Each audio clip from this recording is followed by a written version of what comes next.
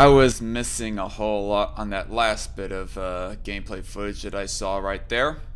Anyway, what's up, everybody? It is the Dark Conservatarian, and back with another Strike Force news. And yes, I am here going without the beanie and face mask this time, at least, just because I don't know. I guess I felt like showing off my haircut, but oh well, why not? And how are you all doing today? Good? Me? Well, that could be better. It wasn't such a good day over at work, but as soon as I got home, I got just, oddly enough, increasingly more motivated for this. So I'm glad that's a thing. Just listened to a whole lot of my favorite music while prepping for this, and that was pretty good. And so, I guess before we get onto the program, and if or in the future before we get onto the program with all these news streams and whatnot, since it's been a while since I have done an edited response video, I think it would only be fair if I was to go mentioning that this channel is supported and paid for by patrons who decide to, contribute to the channel. The Patreon link for my Patreon, anyways, if you want to donate, is down below. And the current patrons who have who are donating are Cat Chat, Mikhail the Stray Cat, and the Conundrum. So yeah, just to shout out their names, and I'm gonna have to remember to do that more often. I'm gonna have to remember and figure out a way to do that a little bit more smoothly. But anyway, for right now, I decided to just, I know that I said that I was going to do not edited, live response videos anyways, or responding to other people's content live on stream. But today, because I was in kind of a junky mood, kind of in a bit of a funk, I decided to do it a little bit easy today and just do some news reporting, do some news commentating anyways, because I'm not a professional reporter. But anyway, as you have read the freaking title of today's episode, Elon Musk is a Chad, and Biden, he strikes down a Trump-era order that was against sex offenders, and that's not the only thing that he goes striking. He also strikes Syria as well, and I'd be remiss if I was not to commentate on that. But yeah, as hello Zachary Colley and JC Armitage in the chat. Just how are y'all doing? Yes, I made it. Indeed, you did, Zach. Glad that you could make it on time. Could be better for me. I passed my OSHA 10 at least. Need to find some work for my carpentry apprenticeship though. Cool. And hello, Sentinel 1000. So anyway, the reason as to why that I gave this title this stream the title that I gave it is because I am almost increasingly becoming more and more of an Elon Musk stan. Like, at first when I heard about him, I thought I did not have much of an opinion about him. I mean, he seemed like an asshole at first, and right now, my opinion still remains the same pretty much, that he is pretty much still kind of an asshole, but he is a noble asshole nonetheless. Example being that there's this episode of Strike Force that I did over 2 years ago. Damn.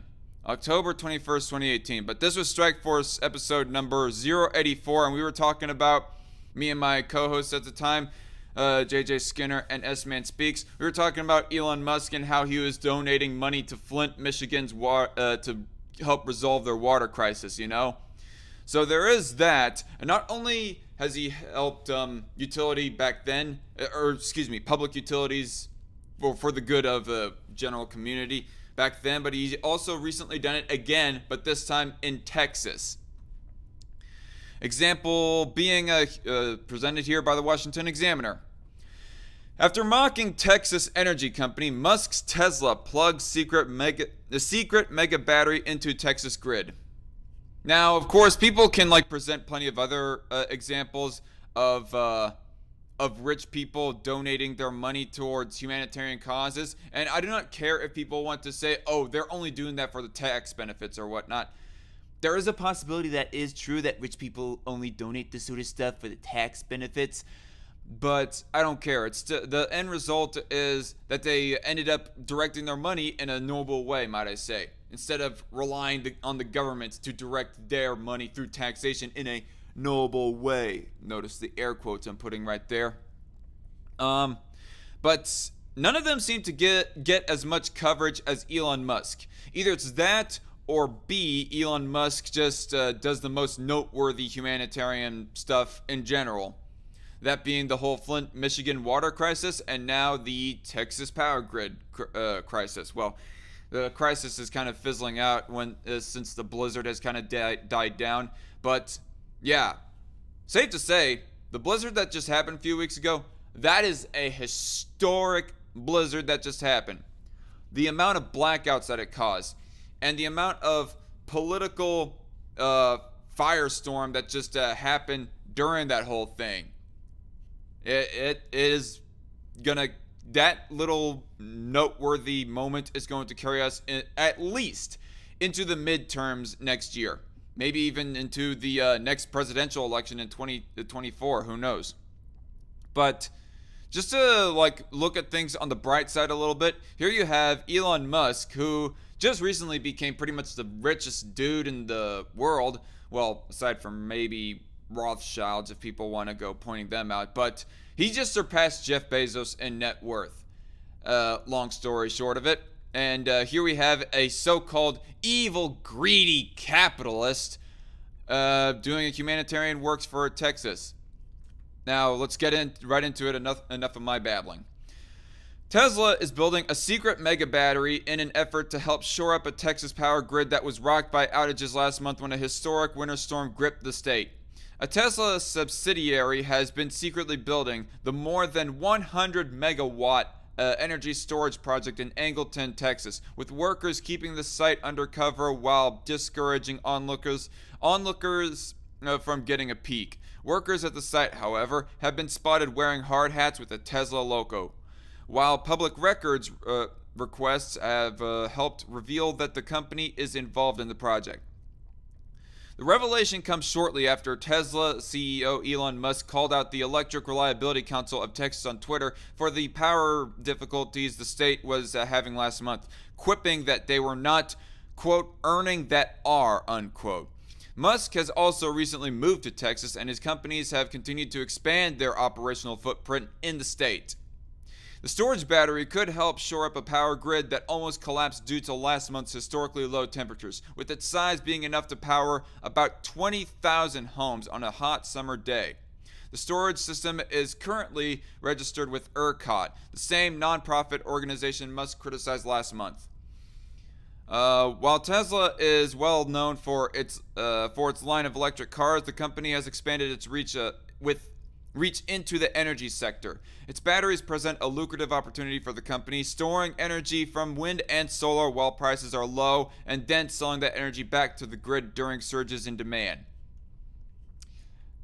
Smart move, long and short, might I say in my opinion. Tesla's energy storage business on a percentage basis is growing faster than their car business, and it's only going to accelerate, said Daniel Foley, however you pronounce that.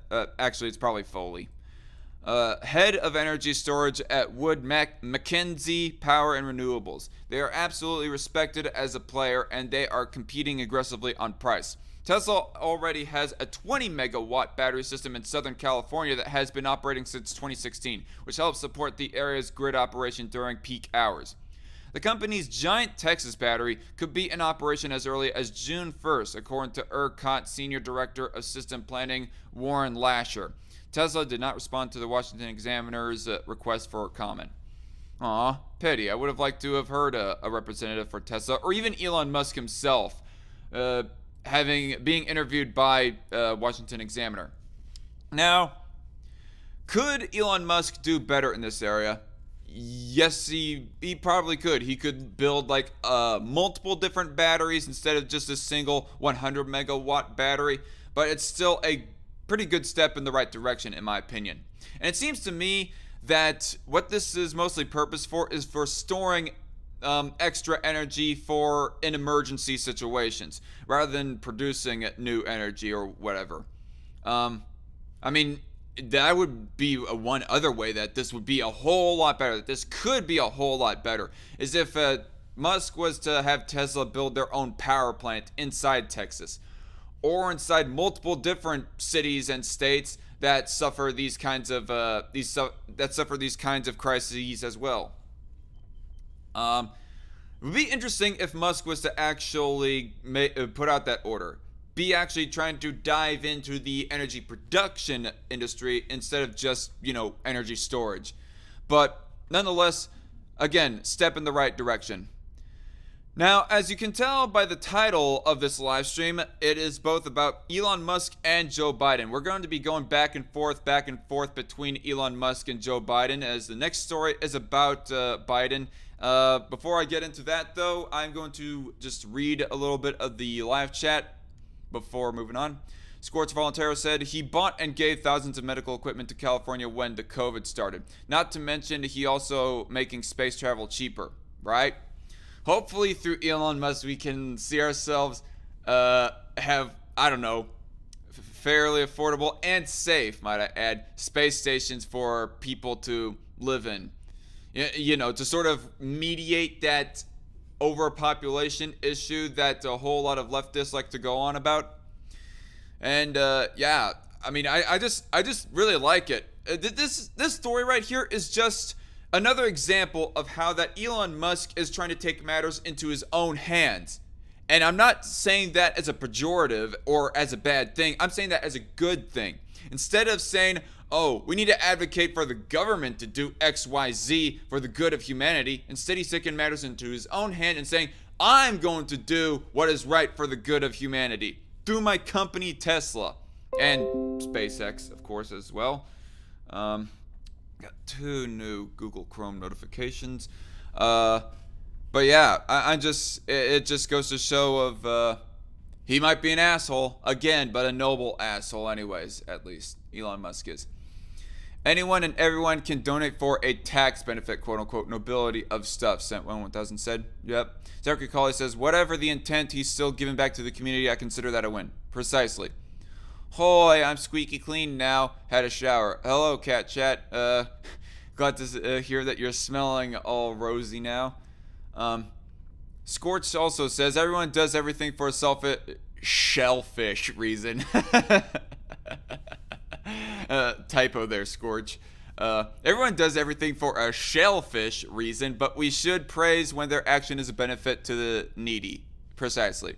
Someone also says, as he came into the window was the sound of a crescendo. He came into her apartment. He left the bloodstains on the carpet. She ran underneath the table. He could see she was unable. Is that a song that you're singing right there, Sent One? So she ran into the bedroom. She was struck down. It was her doom. Okay. Just kidding, says Sent One. Okay. All right. I don't know if that was a poem or a song that you were spouting right there. Scorch says, energy storage is actually the biggest issue we have. We can produce a lot of energy, but no real way to store it. Fair point, Scorch. Fair point. I'll have to look a little bit more into that. And which, speaking of articles to be looking into, I meant to be reading another article off of my phone for me to present for today's episode, but I kept on forgetting and procrastinating to actually get to reading that article. It was an article that was presented by Wes Savage, the derpy redneck, on my Discord server. What am I trying to say? I meant to read that and quickly, pre-read it and quickly present it on this episode, but I forgot about that. I'm gonna have to save it for, next episode or something. Scorch also says, if we master energy storage, we can rely on renewable energy more. Renewable can't generate power during downtime. Alright. Sent 1000 says, I think nuclear, if done in a safe manner, is more efficient than most other stuff. Pretty much. I agree with nuclear, says Scorch. And Sent 1000 says, LOL. Yes, DarkCon, LOL. A song. Which song would that be, Sent One? Because that song almost sounded familiar. Almost sounded familiar. And by the way, for all those who are watching right now, if you're liking the commentary and the reporting going on so far in this episode, don't forget to hit that like button. It helps in the algorithm. Or if you are that much of a detractor, then hit the dislike button as well. But anyway, so next story is from a little site called humanevents.com. And the way that I found out this story was off of Facebook. Somebody had shared a screen cap of an article title, but there was no link, so I gone searching for it myself, and here we are right now. So, Biden cancels Trump's Operation Talon program that targeted sex offenders living in U.S. illegally. Let me read that again, folks. Biden cancels Trump's, quote, Operation Talon, unquote, program that targeted sex offenders living in U.S. illegally. Off the bat, you can just be asking a big, fat fucking why? Why, Joe? Why? I mean, this is probably the point. This is probably the point in which my audience watching right now is probably going to get a little bit vitriolic and in a bit of an uproar, and I would say justifiably too. But it just makes people kind of suspicious. Let me just put it that way. I mean, whatever leftists or Biden voters want to say about whatever reasoning behind that Biden did this, actually, what the fuck is the reasoning? There can't be any legitimate reasoning as to why to be doing this. It makes no sense. It boggles my mind. But even if there is some cockamamie way that you can justify this, or say it's understandable why he did this, you gotta at least understand it makes people highly suspicious of Biden. If you know what I mean, by the way. If you know what I mean.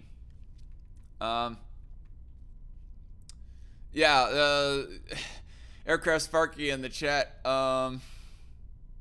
Is dropping some fire in the chat. You know that I cannot read those chat comments, Aircraft Sparky, but just know that I do not condemn that I don't fully condemn those comments. Oh god, yeah. Whatever fiery stuff that people want to say about Joe Biden right now, I'm most likely not going to be reading it, but just know that I'm amused, and not a sort of derogatory way towards you.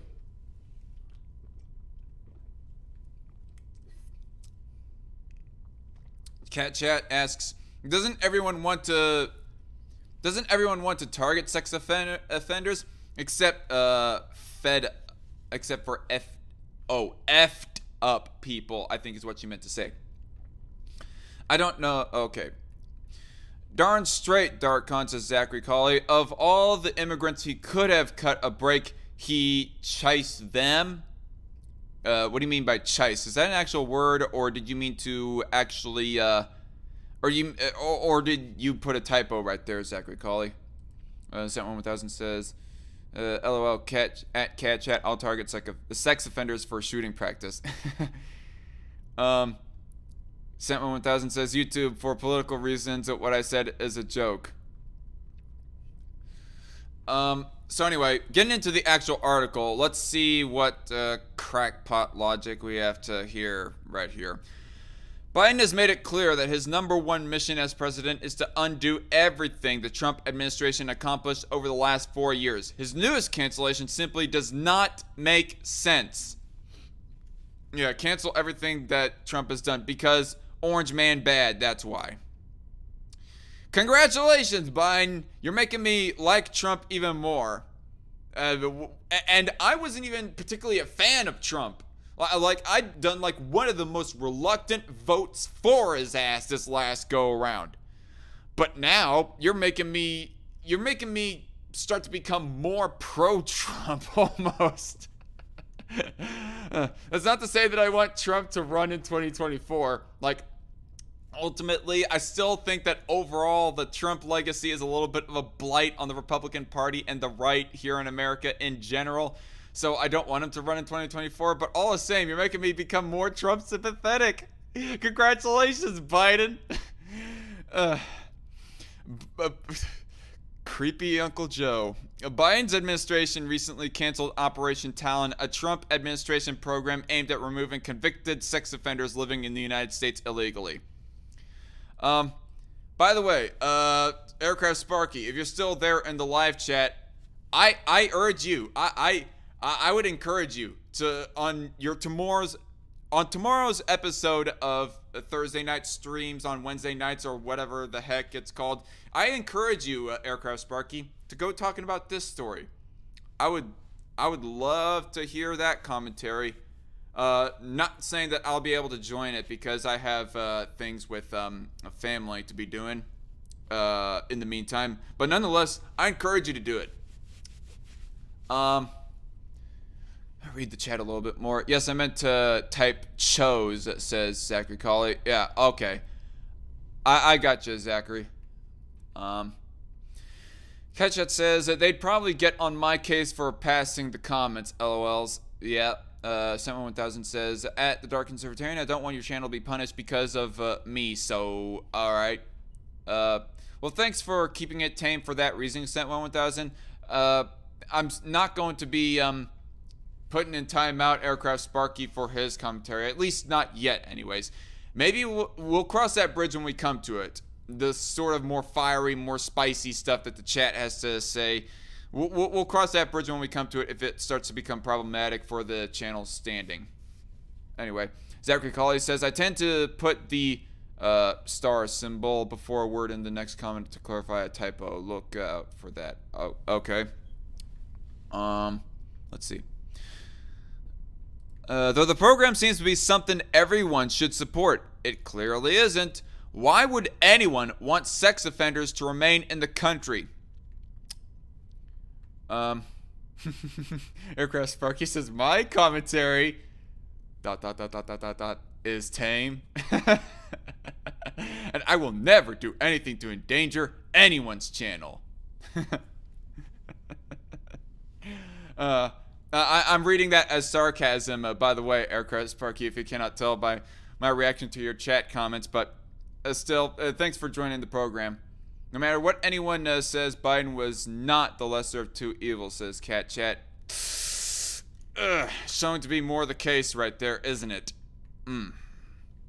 South Carolina Attorney General Alan Wilson joined a coalition of 18 state attorneys generals, I think he meant to say, to urge Biden to reverse the cancellation, according to ABC4 News. We're working hard to fight human trafficking and sex crimes in South Carolina, and allowing convicted sex offenders who are here illegally to remain in our country makes absolutely no sense, Wilson said. These trafficking and sex crimes are repugnant to human decency generally and to children, specifically, he added. The letter, directed to Joe Biden, the Department of Homeland Security Secretary Alejandro Mayorkas and Acting Director of ICE Tay Johnson, pointed out the problems with this cancellation. The attorneys general argued that canceling Operation Talon could encourage sexual predators to attack. You think? You think? Oh,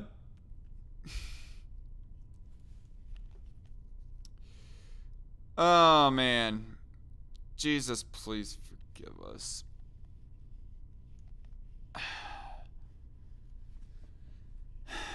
The United States population of illegal immigrants includes disturbingly large numbers of criminals with prior convictions for sexual crimes, the letter reads. According to data collected by Syracuse University's Transactional Records Access Clearinghouse, during the period from October 2014 to May 2018, ICE arrested 19,572 illegal aliens with criminal convictions, for whom the most serious prior conviction was a conviction for a sex-related offense.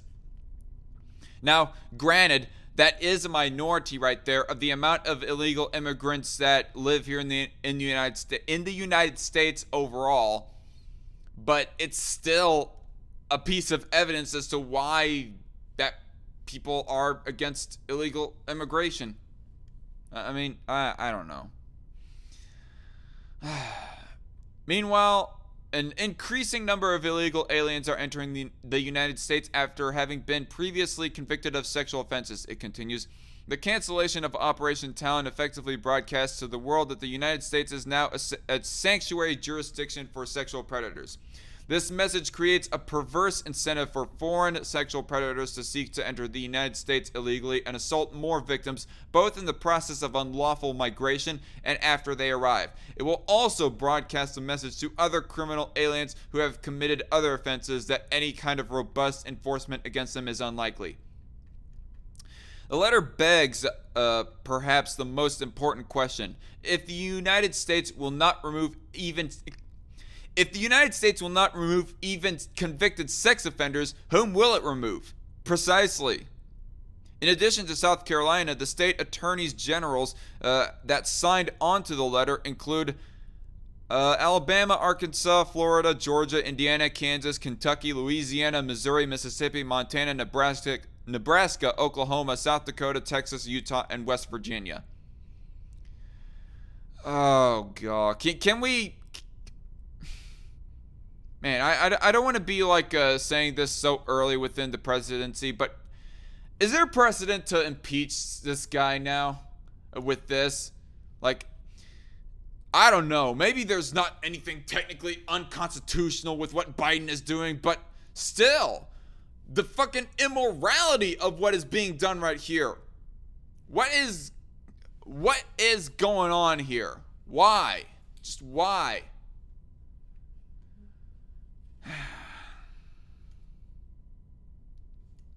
All right. Anyway, a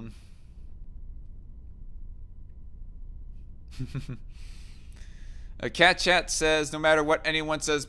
Okay, no, I already read that. Right? Aircraft Sparky also says an extension of his last two comments that I read, but I will gladly destroy my own because it's mine to kill. He's referring to his channel, by the way, y'all. Zachary Collier says, nah, Magaga Morscar is tame. Sorta. Then again, his live streams. Cat Chat says, Conundrum streaming right now. I'll go over in a bit. Alright, cool. Scorch Volunteer says, you're more likely to be sexually assaulted by someone you know than an illegal immigrant. Well, okay, Scorch. Set11000 says, I wonder what would happen if we passed more laws. Would it help or harm the law-abiding people? Sarcastically asking, of course. Zachary Collier says, be that as it may, Scorch, it's still sketchy. Yup. Cat Chat says, I literally wait, what? I'm not going to read that out loud, Cat Chat. Tell me more about that in DMs on Discord or something. Aircraft Sparky says, I make a couple of cooking videos. By the way, grilled PB&J, thoughts? Not as good as grilled peanut butter and banana sandwiches. Let me put it that way. Peanut butter and jelly. I've never tried that specifically, but I've had like pan-fried peanut butter and banana, and it's pretty good. I've never been that big a fan of jelly, to be honest. Anyway, so going from Musk to Biden and now back to Elon Musk.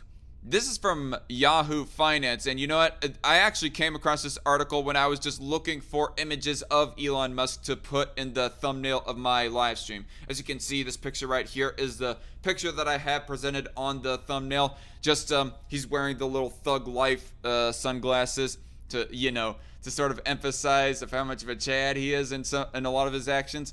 But, yeah, I just came across this just merely trying to search for a Google image to include of him in my thumbnail. But I'm glad that I came across this article nonetheless, because this is really interesting. Because he's talking about building a city, or it almost seems like that anyways. Elon Musk, alive, well, and planning to incorporate a city in Texas. Now, me and my layman's ass, it almost seems like he's possible. The implication right here is that he's planning on building a private city or something, which is interesting. I just want to see if that's what he means by, that's what the article means by incorporate, or if it means something else.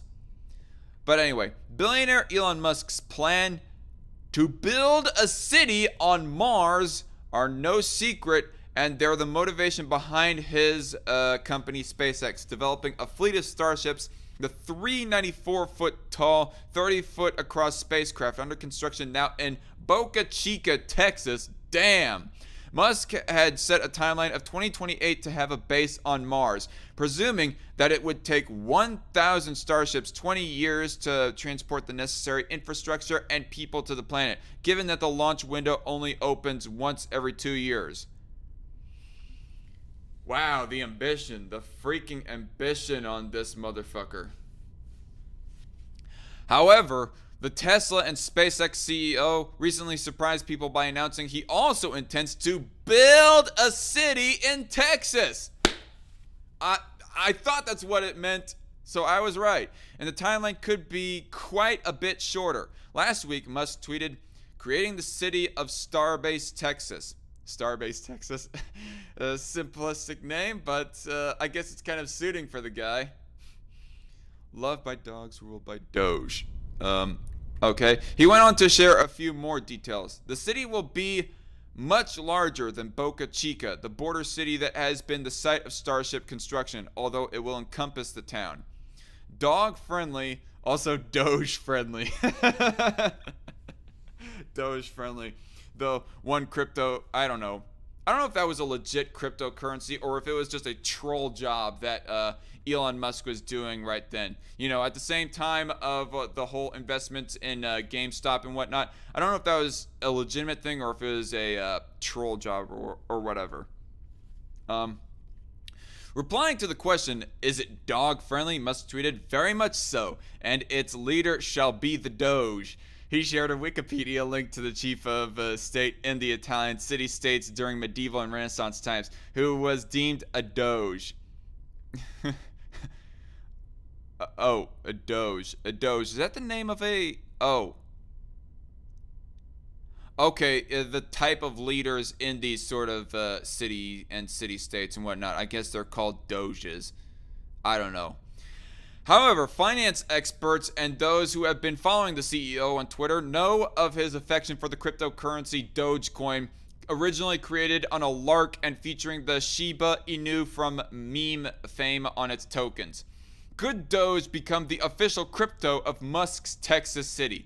And if so, could it become the official currency of Mars? After all, Musk seems to view Starbase as the portal to deep space, tweeting, from thence to Mars and hence the stars. Cameron County, Texas, Judge Eddie Trevino stated that a SpaceX representative recently made a casual inquiry about requirements to incorporate Boca Chica and change the name to City of Starbase, Bloomberg reported. However, Trevino told Bloomberg sending a tweet doesn't make it so. Yeah, fair enough. Rumors fly. Also last week, rumors circulated on Twitter, don't you mean to say Twitter, that Musk had died in a battery explosion. Okay, yeah, that's definitely got to be a rumor. New and low follower accounts shared reports, including fabricated articles from news outlets ranging from Electric to Fox News, and even an email that supposedly came from the Tesla PR team, which does not exist. Well, I'm glad for you to sort of fact check that, Yahoo News.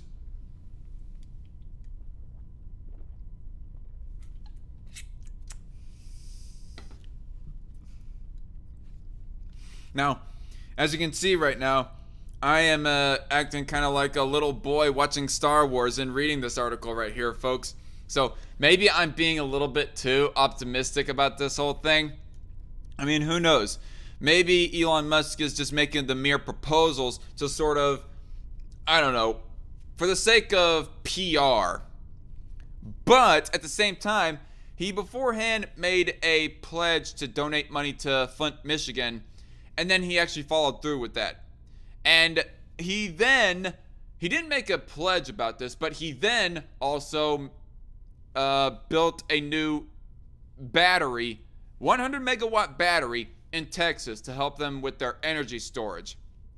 Those are like two noble things that he does right here. So is it really outside of the realm of possibility that Elon Musk is actually trying to fulfill in on his pledge right here of trying to build a new city in Texas that is purposed for not only for people to live in, but also to help his own operations of getting humanity to the stars, get us on Mars, and all that other stuff.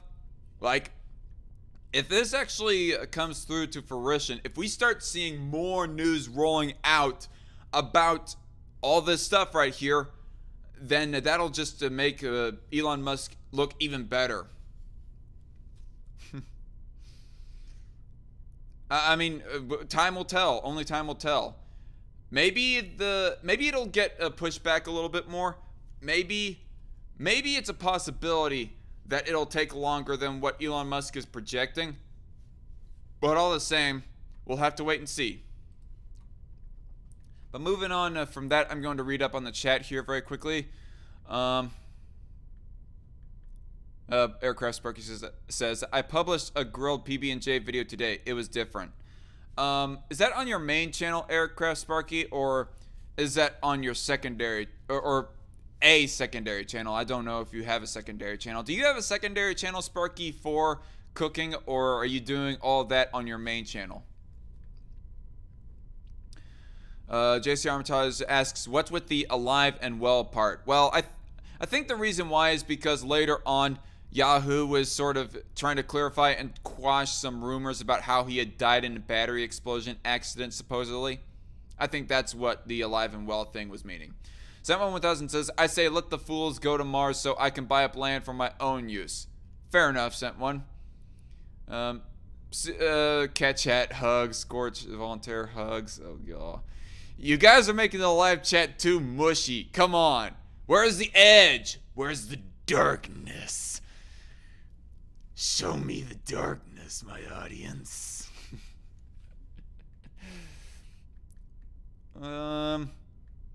Zachary Colley says, such genius, so science-y. Wow. Scorch Volunteer says, true or not, I made money off Dogecoin. Alright, cool. JC Armitage says, Dogecoin as a prescribed currency, Dogecoin has no supply cap, so that could easily backfire in Musk's face. Oh, right. I mean, there's plenty of commentary to be made about what exact precedent are we looking at with all the stuff that comes to fruition of which Musk is proposing. But who knows? Star Wars / Star Trek says Sent1000. Yeah, this is probably more, I don't know, this is probably more reminiscent of Star Trek than Star Wars, because it's not like there are aliens to be fought in space, and that is what the purpose of Elon Musk's program is. I don't know. Who knows? Maybe Elon Musk knows something. Here, let me just put on my best Alex Jones impersonation. So the aliens, they're trying to take over the world. And they're operating from Mars and from the moon and other sorts of places out there in space. And so, Elon Musk, I applaud him for this. The reason why he's doing this is because he knows something that the majority of Americans do not. I know about it. I've been knowing about it for a long time. I've been saying this stuff for years, folks. And Elon Musk, there's a very likability that he actually knows about this. And that is why that he is going for this. That is why that he is making innovations in space. I want to go to space! I still remember that quote. Mostly from a video from the Young Turks responding to him, where Alex Jones, was screaming, I want to go to space! Sparky says, it's on my main. Oh, okay, maybe I'll check it out here in a bit. I have a secondary, but not many know of it. Ah, I see.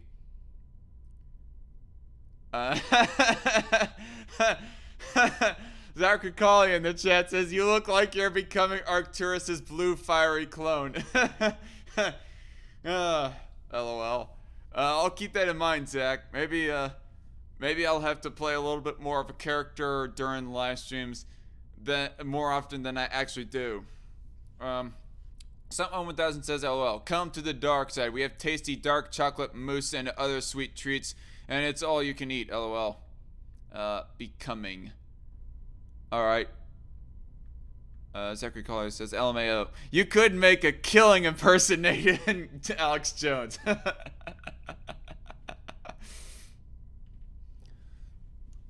See this? Reading this? The gay bomb. Now you're gonna say that You're just saying that gays are only faking it. I'm not gonna go into that.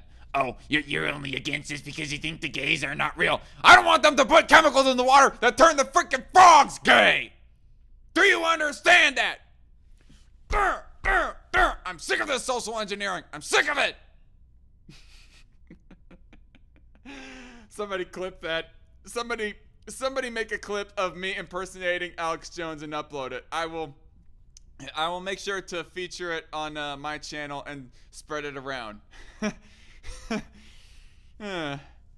Anyway, so moving on from that silliness, I'm actually having a little bit of a better time during this live stream than I thought I was going to. But anyway, so moving back to Joe Biden.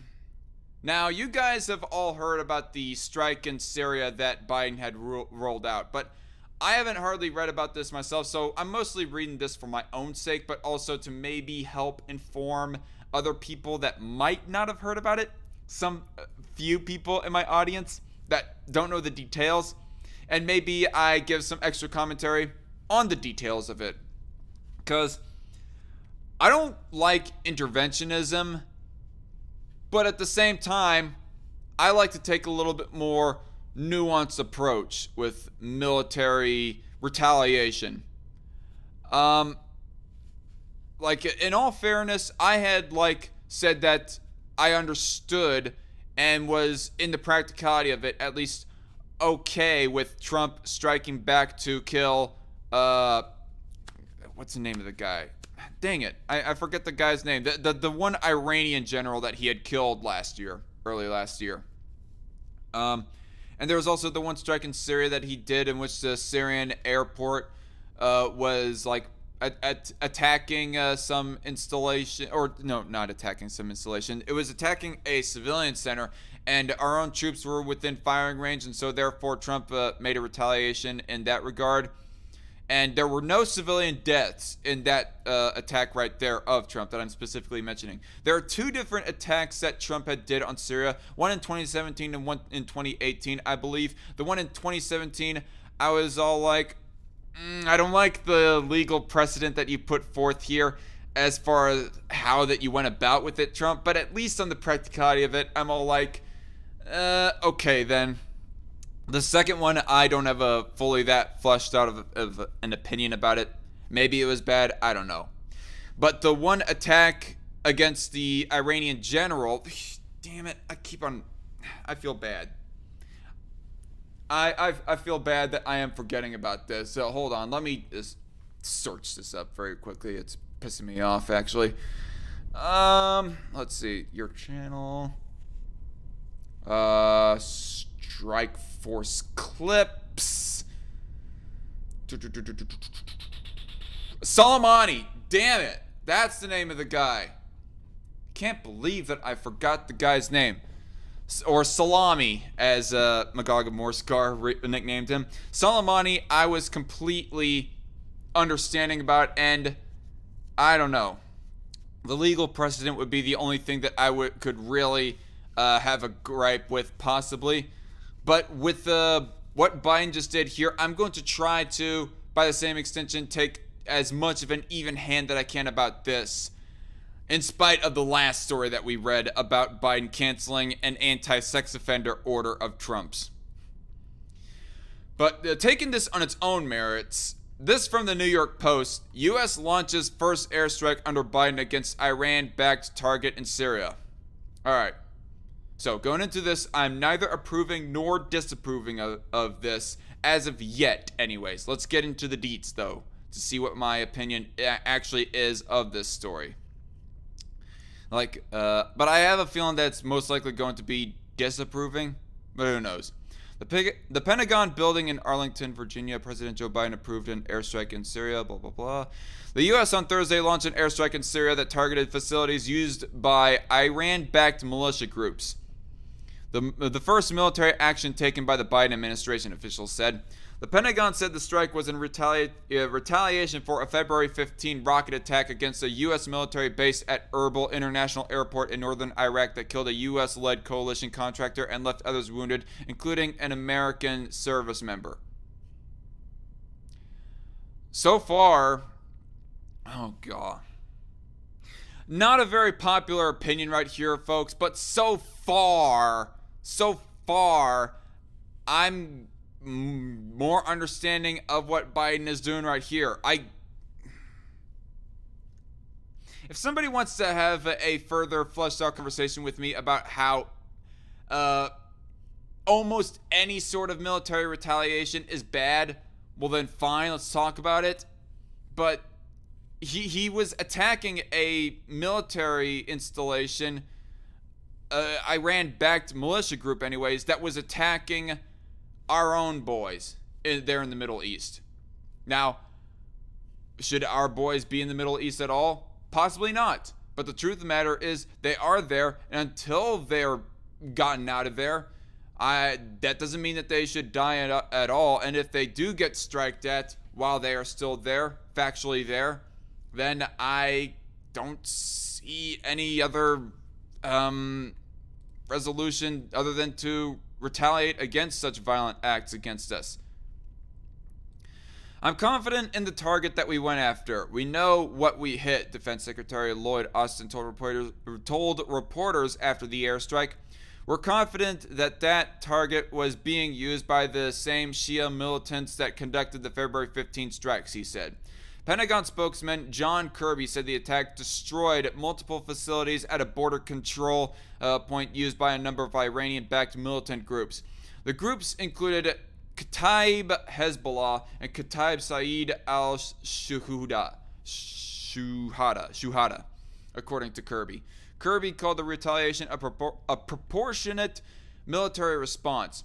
Earlier this week, the Kataib Hezbollah group denied any role in the recent rocket attacks against U.S. targets in Iraq. 2 days after the February 15 strike, a base hosting U.S. forces north of Baghdad was targeted in another rocket attack, wounding at least one contractor. On Monday, rockets hit Baghdad's Green Zone, which houses the U.S. Embassy and other diplomatic missions.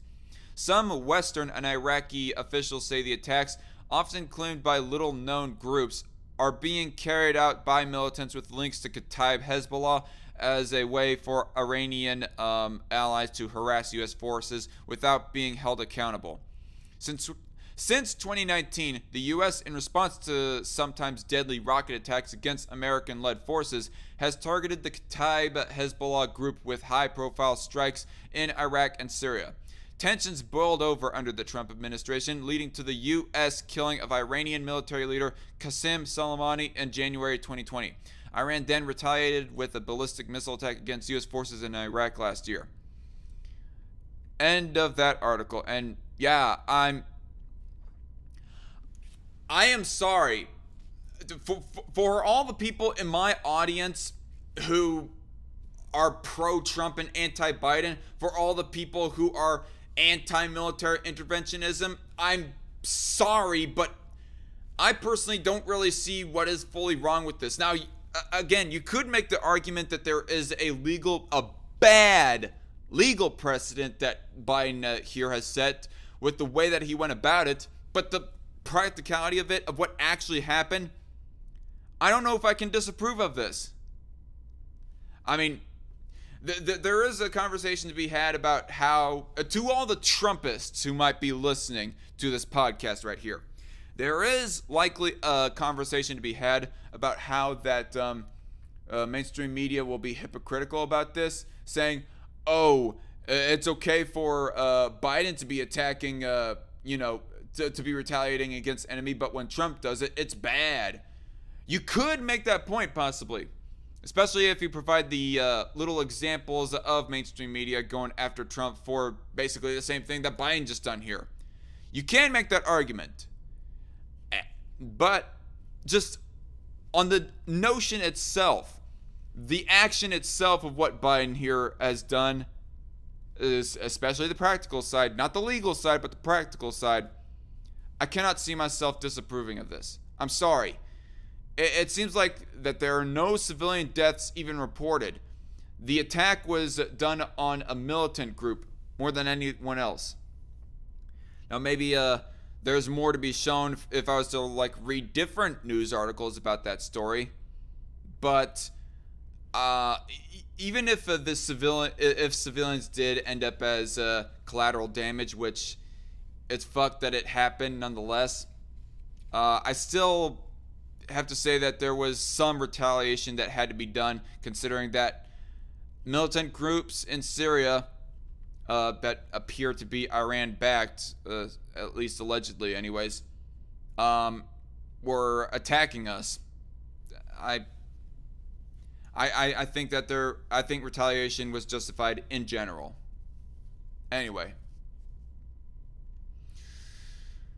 Zachary Colley says, not to worry, Magog will go through the portal and raise undead soldiers to take on everyone if he's not brought down by tanks. Yep.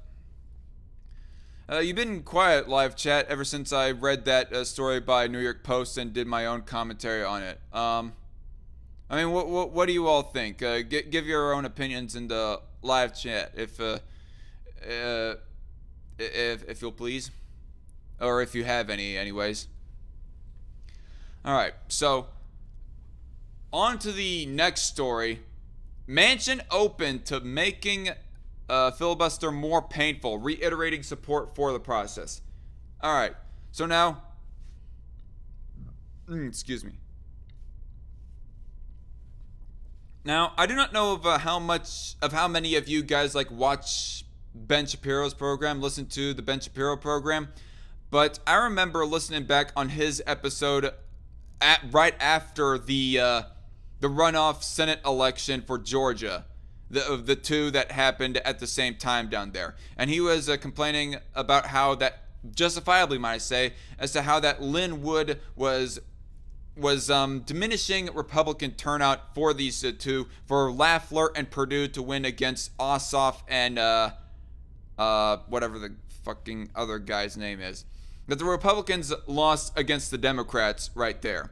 He was complaining about how that Lynn Wood diminished the output, diminished the turnout, and it was talking about as to how that essentially we're screwed. Unless if Joe Manchin does not buckle on the filibuster rule, being the main thing. I mean, there's some other things that Joe Manchin almost seems kind of right-leaning on. As a few episodes back on this show, I gone reading about how he is not so enthusiastic about raising the minimum wage up to $15 an hour, which, good on him. I guess I applaud him for that. But to sort of reiterate what Ben Shapiro said, like right after the Senate runoffs, yeah, let's get into this article by Washington Examiner that goes reiterating what he said. West Virginia Senator Joe Manchin wants the filibuster to be more painful for use by the minority party, reiterating his support for the Senate procedure. The filibuster should be painful. It really should be painful, he told Fox News' Chris Wallace on Sunday, and we've made it more comfortable over the years. Not intentionally, maybe it just evolved into that. Maybe it has to be more painful. Well, I would argue, with all due respect, Mr. Manchin, that it was intentional.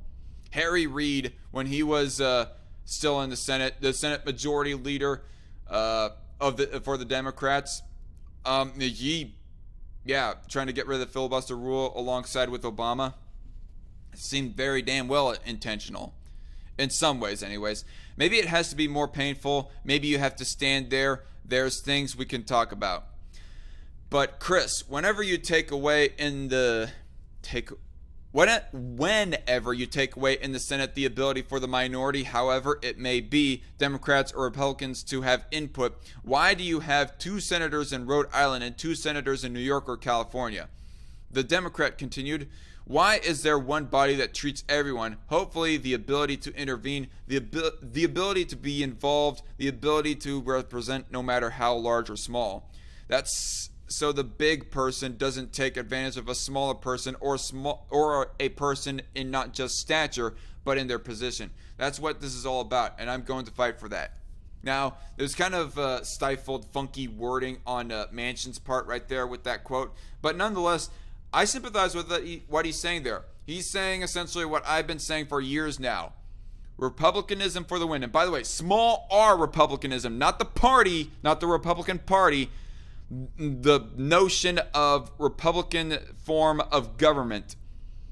Yeah, the The very purpose for republicanism is so that the minority does not lose against the majority every single time that there is a process of legislation or election or whatever else have you. This is also why we have the Electoral College. But anyway, Zachary Colley says, apparently they did not learn their lesson from when the Republican Party was the majority in Congress under Trump. Basically, yeah, pretty much.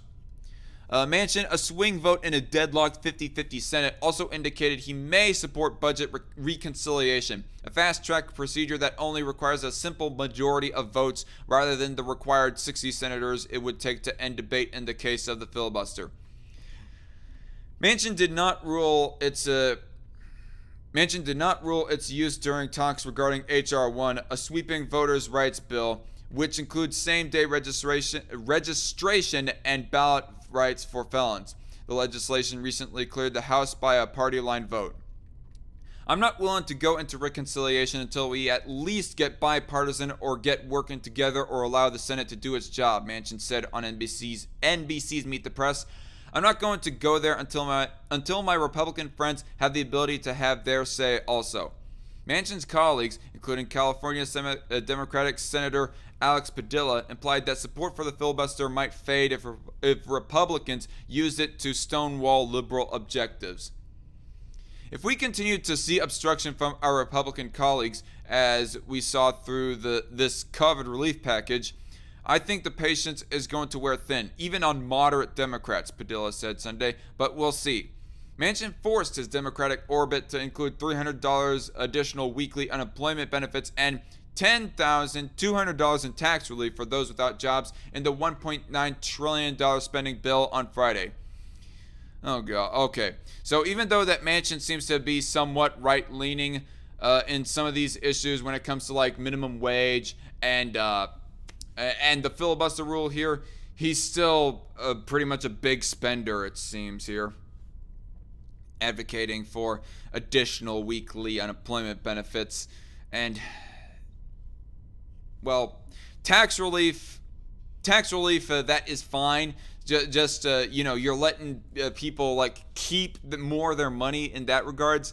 But the weekly unemployment benefits, like, come on, dude, you're just going to increase our spending even more. That's where it gets disapproving with Manchin for me, anyways. He said he wasn't planning on nuking the legislation, adding that his intentions were for a more balanced package. When asked by Wallace if he wanted to stop the bill, Manchin said, absolutely not. That's not how negotiations should go, and that should never be the intent of anybody. There was nothing that I wanted more than to have a balanced bill, and that is something that came into it at the last minute. I thought it was something that more than what we ever agreed on or intended. He continued, so when that happened, Chris, I just said, hold on, if we stay at $300 for unemployment, it's seamless. No one misses a paycheck, not at all. And basically, we were doing so much more with child tax credits. We were helping every family, and there's got to be a balance, and I'm in that modern middle, I guess. It's not real crowded, Chris, I can assure you. But we just tried to make it all come to fruition, and it did, and that's the way negotiations should go. End of article. So yeah, I mean, I don't care that much for all this spending advocacy, Manchin's, but just, kudos to him, respect to, no, that's not what I meant to do. Respect to Manchin for at least standing up for small R republicanism in this regard. Now, there's nothing more in the live chat here, so I think I'm just going to pretty much end it. Man, am I stepping on my... Okay. I got too long of a headphone cord. But anyway, made a little bit of record time right here. Well, not record time, but this is like the best time that I have made in quite a while when it comes to Strike Force, the news streams anyways. Clocking in at only 1 hour and 4 minutes and got 5 articles out of the way and had quite a bit of fun hanging out with you guys. But anyway, that's all that I have for today. Tune in next time, that being on Friday, is 7:30 p.m. Central Standard Time. You can see that here on the side right here. I have the schedule put right there of when the live streams are. Tune in for Friday, and I will, of course, have more news for you. There was a lot that I had said on Discord that Washington Examiner was posting out onto their website that was turning out to be real juicy. So, I got more for y'all, and yeah. So, hope to see y'all later. Stay safe out there. Have a good night, and